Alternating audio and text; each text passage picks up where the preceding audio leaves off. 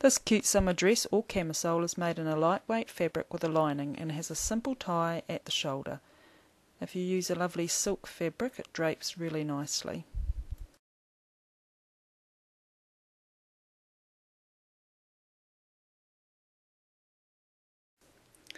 The summer dress front and back are cut on the bias, and the inner layer front and back are also cut on the bias.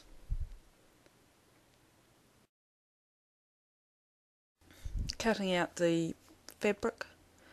To find your bias line, just have your straight grain arrow on the line of the selvage and bring it into the fabric. Pin your garment pieces in place, so the front and the back are exactly the same, just as the lining are, and cut close to the edge, especially around the curved armholes and necklines, and make sure you put in any markings, and you're ready to sew.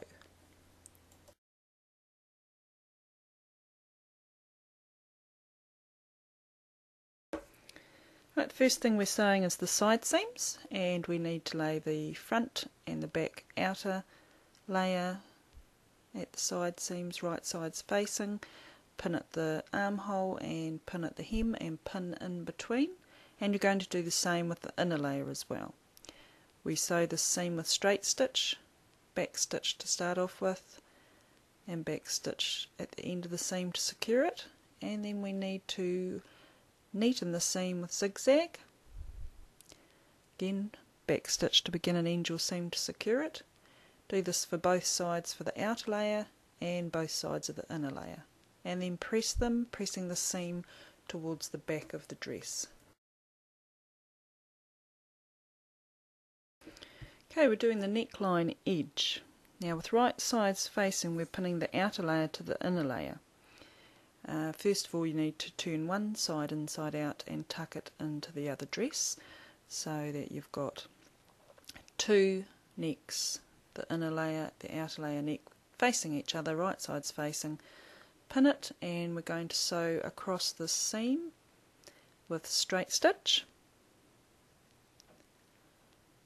and when we've finished sewing it, we're going to clip it every few centimetres, because there is a curve to this and we need a nice pressed crisp edge. And so when you're ironing it, I'm using a tailor's hem. I actually spread the seam open so that when it's folded over it sits nicely.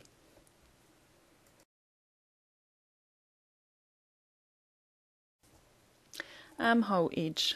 Little trick here. What we do is this is the neckline you've just sewn. So at each side of that neckline we measure 1.5 centimetres along that armhole on both sides of that seam, and we cut in a 1 centimetre clip.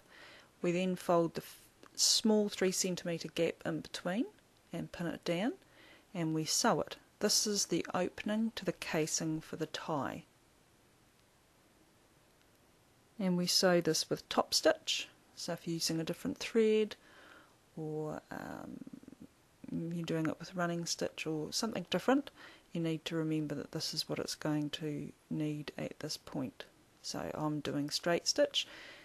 Trim your threads because it's a nice way to keep your stuff tidy, and you do that on all four sides of the back and the front necklines. And so once you've done that, you turn the dress so the camisole and the lining are the right side facing. So it's now turned inside out, and we're pinning both armhole seams from each cut edge of that neckline. So we pin them and we sew a straight stitch seam, definitely back stitch and at the beginning and the end of your seam to ensure that it stays secure. And be careful and slow going around the curves. And when we've finished the seam, we're going to clip it, and because it's the armhole, we'll need to clip it every 1 centimetre because it's a tight curve.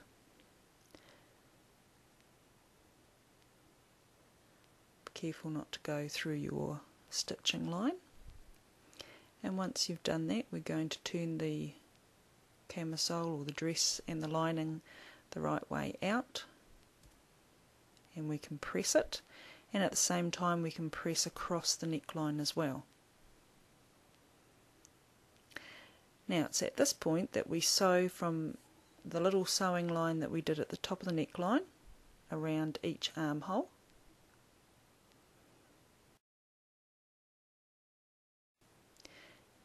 And then the neckline casing we just carry on. So you can either do both armholes and then do the neckline casing stitch line, or just carry on from the armhole edge sewing and keep going to each of the neckline casings. Make sure you secure your seam at the end, pivot when you get to that little stitch line, and carry on with your sewing. And you've created the casing. And now we're looking at the hem. So for the hem, if you're not going to use top stitch of twin needle, then you'll need to neaten the hem, and I always seem to use the twin needle. So I'm just going to fold to the wrong side a 1.5 centimetre hem and pin it on the right side. And if you've neatened it, you can top stitch it with the straight stitch single line, or top stitch it with the twin needle and neaten it at the same time. And when you're finished, you'll need to trim away any excess fabric. If you are doing a 1.5 centimetre hem, then I suggest you have your fabric guiding along at the 1 centimetre mark, and you probably won't have too much fabric to trim away. And then you need to press your hem.